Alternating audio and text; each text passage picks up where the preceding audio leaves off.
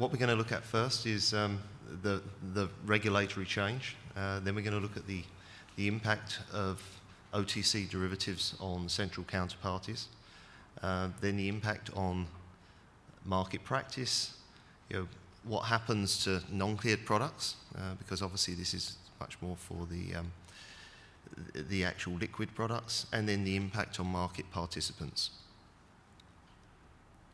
So, over the last 10 years, we've actually seen formidable regulatory change. We're used to MiFID and various other regulations that have been forced upon us. And once again, there's another one that's been forced upon us, which is OTC derivatives being cleared on central exchanges. So this is the area that we're actually going to be focusing on, and the regulatory change that's coming and the impact that it's going to have. So what drove this? It was the financial crisis. And the regulators have decided that standard OTC derivatives will be centrally cleared. Otherwise you'll be charged significant amounts of capital if you carry on trading on a bilateral basis.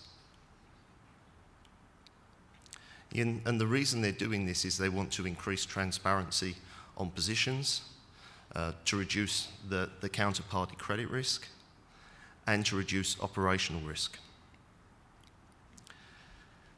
And the thing is, there is no choice. The charges that you will actually get is significant. And the benefits by centrally clearing that you will get on trades as opposed to bilateral will mean that the bilateral trades, the capital requirement can be raised as much as 3 times. So there's significant benefit that's going to happen, and more OTC trades, the vanilla, and then the more complex, you'll see start going on to CCPs. And the implementation of this, the implementation is quite aggressive, and it's also not uniform across the globe. So the G20 said that all standard OTC derivatives should be centrally cleared on CCPs by the end of 2012. And then we have regulations such as the Dodd-Franks, and we'll look at that on the next slide, and also EMIR, which is actually forcing this and mandating what needs to happen.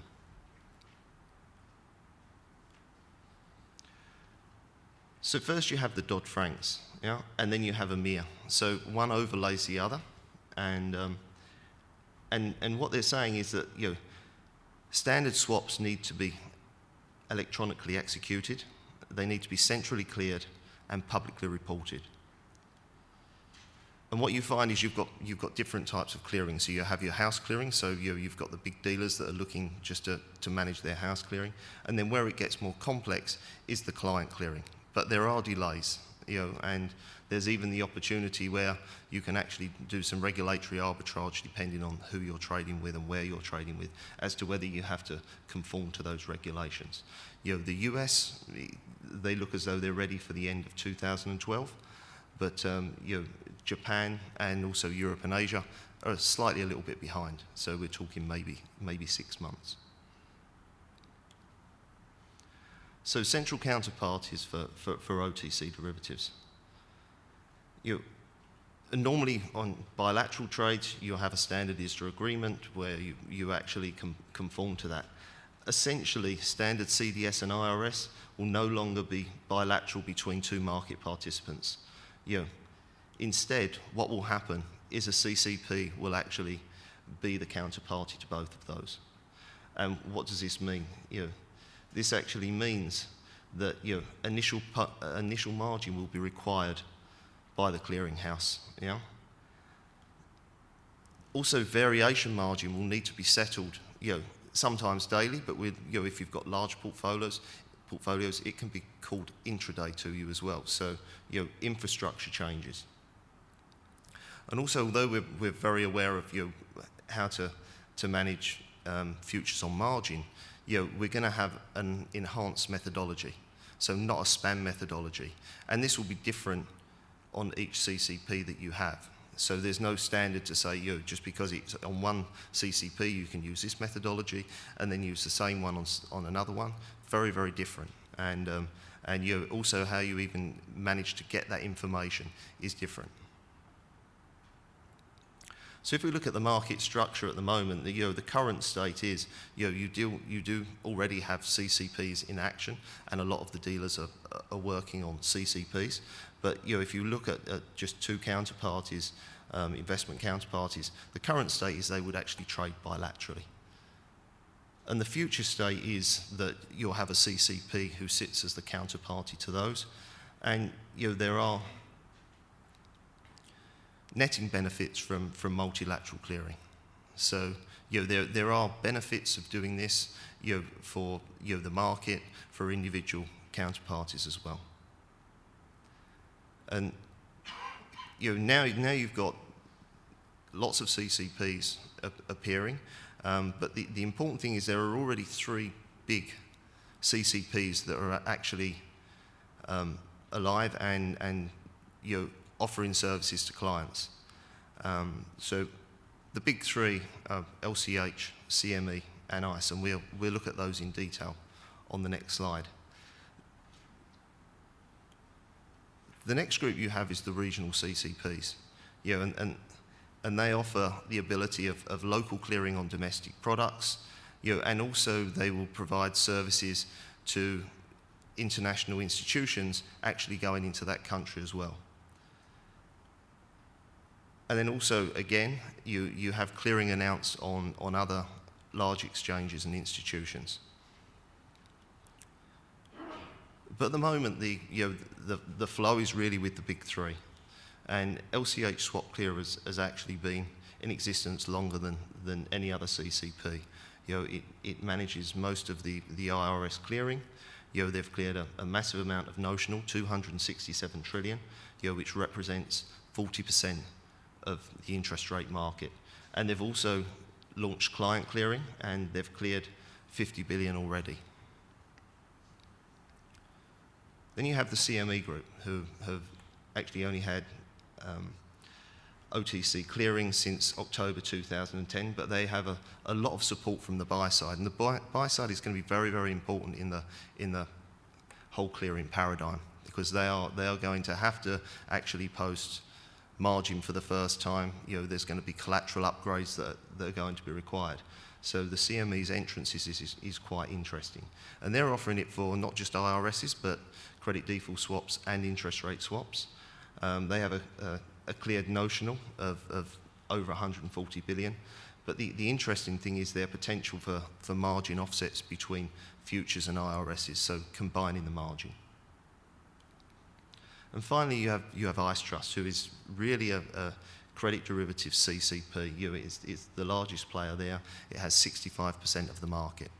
And obviously, there will be competition between these 3, and they will be offering services, slightly different services, to one another.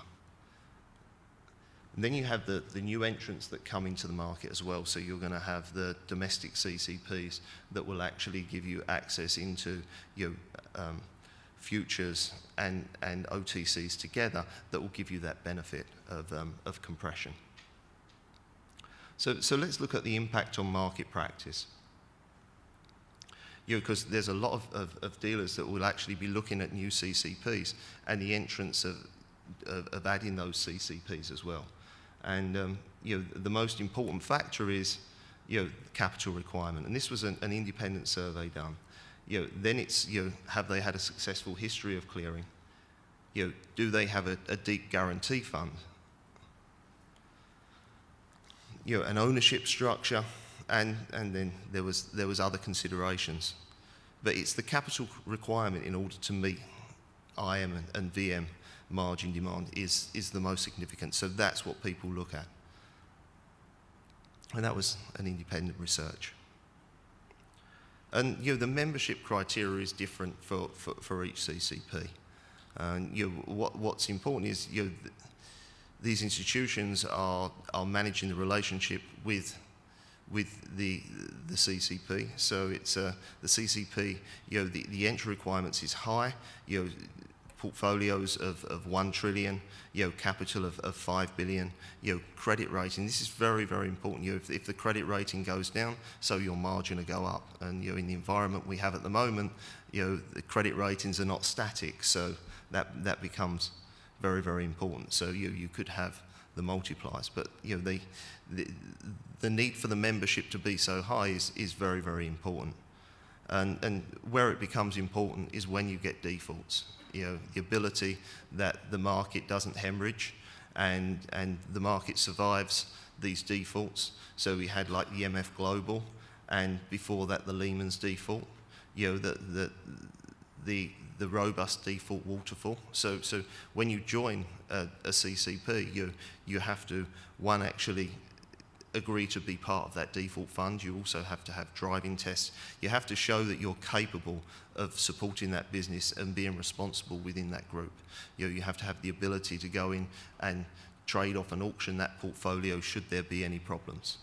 So there is a robust waterfall which is made up of membership criteria, and it's also made up of one, the funds of the CCP, and then the funds, gradually you go down and down the funds if there is a default. But I hate to say it, we're now getting quite efficient at handling defaults. So the speed that the CCPs act and the way that it actually protects the market is a very interesting paradigm. Lehman's was the first one. I think with the MF Global, people were ready. They understood what was going to happen.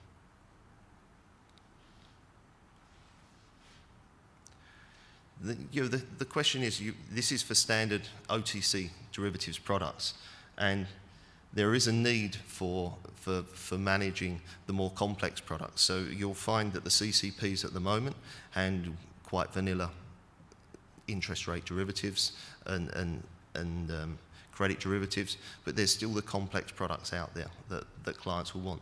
But the way of dealing with those is, if they're outside, there's going to be a lot higher margin. So when a dealer actually takes on these kind of positions, it is going to impact their capital. So they will be, one, wary of it. It will be very, very expensive to do these, and they will probably look at other ways to actually manage and support the client's portfolio. And it's still not clear. It's still not clear exactly the amount of margin you're going to get hit for and the amount of capital you're going to get hit for these. And you're still going to have to put aside the margin in an account, even though you don't have to apply it centrally clear. The regulators have said you actually have to put that aside. And so you're going to have increased capital. You're also going to have CVA. So you may charge a very high spread and make a lot of money off of a client to do this, but essentially it's going to be applied to your CVA desk. So your P&L is going to move, which is a very important factor. So one of the biggest things of Basel III is CVA. So it's the amount of credit risk that you actually have on the profits you make. And finally is the impact on market participants, and really the impact is greatest on the clearing member. So the clearing member firms, actually they're actually offering a service, and they're facing both off to the CCP, and they're also facing off to their clients. So there's a lot of infrastructure changes there. So you have your CCPs, one, it can be an independent entity, or it can be part of an exchange, and the CCPs have to get used to handling products that they're not used to always handling. More complex derivatives, it actually means they have to look at their risk systems, their collateral systems. And if you look at the large dealers as well, they have some complexity. But most of the services are delivered by the actual clearing member, and the clearing member to the actual buy side. So we're going to see, once again, the margin is going to have to be paid for really the first time by the buy side clients. And then after the buy side clients, you then have the fact that it goes into the clearing member, and the clearing member will do the collateral upgrade to actually meet the the exchange or the CCP's requirements on collateral quality. Then there are some exemptions. There's some exemptions such as corporates. They won't have to actually to actually offer margin because they're just purely doing it for hedging activity, and also central banks. But the benefits to the clearing members are quite vast. So they will have a lower capital requirement. So essentially on cleared trades, their capital will go down, so obviously they can produce higher earnings. With this standardisation and putting it across exchanges, you'll actually find that you'll be able to trade them a lot more liquid. So you'll find that more complex products will become vanilla products, and that's the way the market's going. So standardisation. And you're also going to get improvements in collateralisation because it's such a high focus. The quality, the dispute resolution will get faster. So you'll have collateral optimisation as well happening, so that you'll choose the best collateral that you can. And potentially with the CME, that's one exchange that's doing this, but it means that it could be multiple exchanges.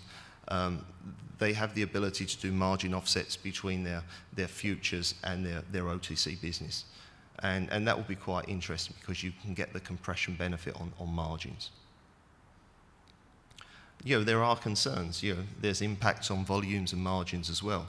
Do the institutions have the infrastructure to handle this? And then there's electronic trading normally means lower margins. If you can execute it easier, the margins go down. There's always going to be somebody who's going to actually offer it in a more economical fashion. And then there's the CCP clearing fees that some institutions are not used to paying. And also the netting effects. So the ability to get the netting effect across your portfolio is less. So looking at some examples of house clearing, this is quite simple. It's not simple, it's still complex, but it's easier than client clearing. Because essentially everything is in-house, and you're just linking up with one or multiple CCPs. You're managing your own business, you're reporting on your own business, you're using the portals from the different CCPs. So it's quite straightforward. You're only facing off in one direction. Where it gets more complex is if you look at the large dealers. They tend to have multiple front office trading and execution systems, so they have to face off to multiple execution and affirmation platforms. They also have to tell the clients what they're doing, so they have to feed that information out to their client. Then there is the different margin calculations as well, so you have to be able to assimilate those margin calculations and feed those into not just your front office, so your pricing will change of how you price derivatives to your clients, and also how you'll risk manage them. And just the round turn of sending that information between your front office, the CCP and the client is quite extreme. And then the collateral. Collateral probably has the most impact. The collateral you're taking, the upgrades you're doing, the collateral you're posting out to the CCP. So it's quite significant. And we see this situation in the larger dealers. What we're seeing is also you have new dealers who traditionally weren't members of the CCPs, but to actually manage and protect their business, they're actually joining multiple CCPs.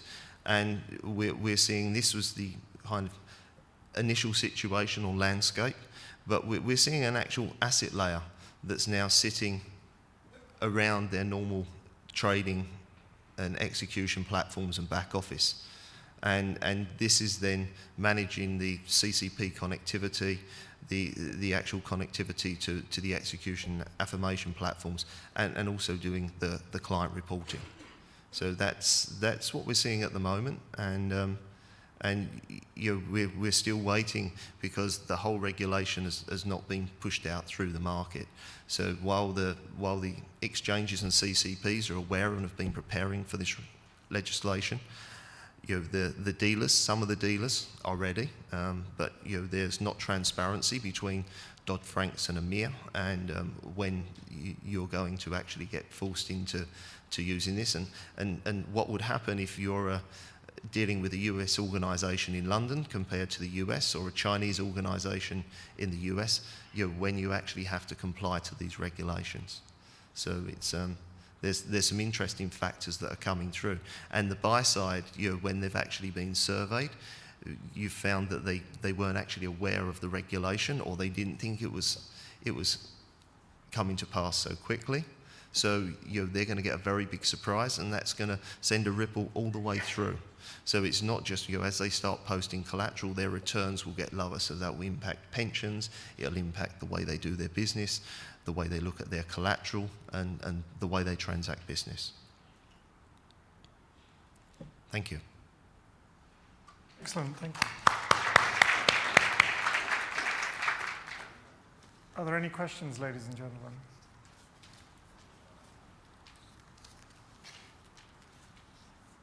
One quick question, Roland.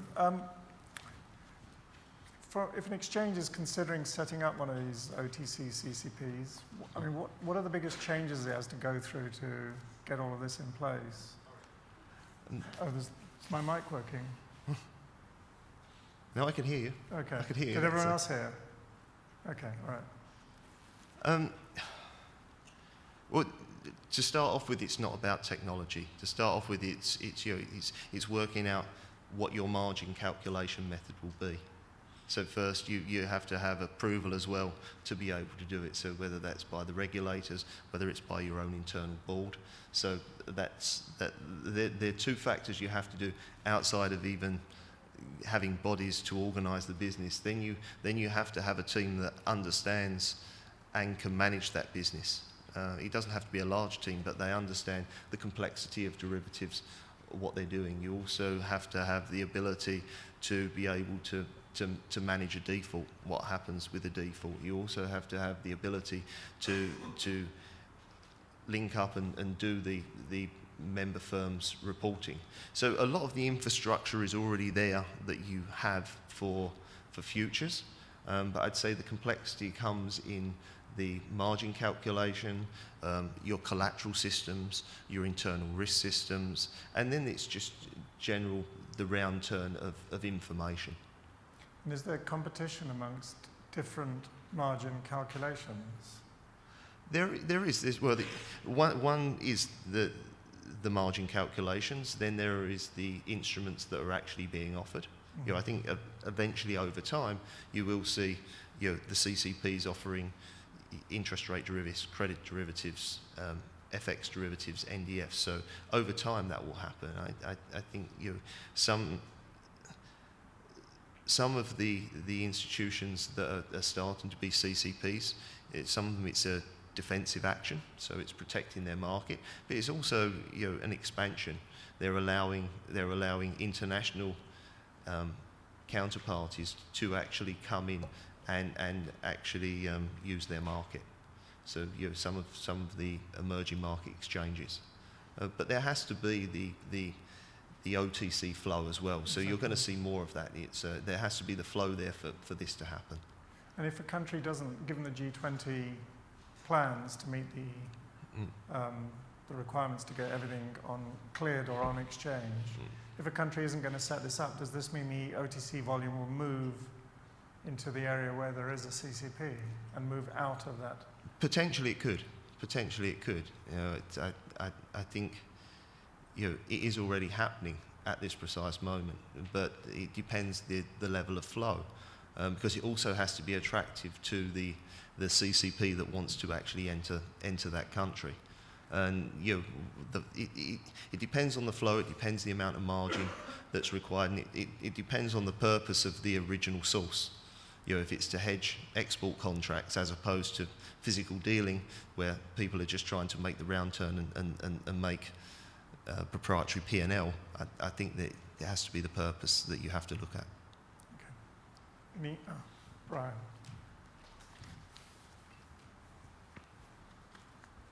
Roland, thanks for that. Just interested in your views, and how do you think the move towards the vertical integration model essentially, and with LCH on the cusp of being integrated within an exchange structure in all likelihood, the implications of that for the move of OTCs on exchange base or onto centrally cleared platforms.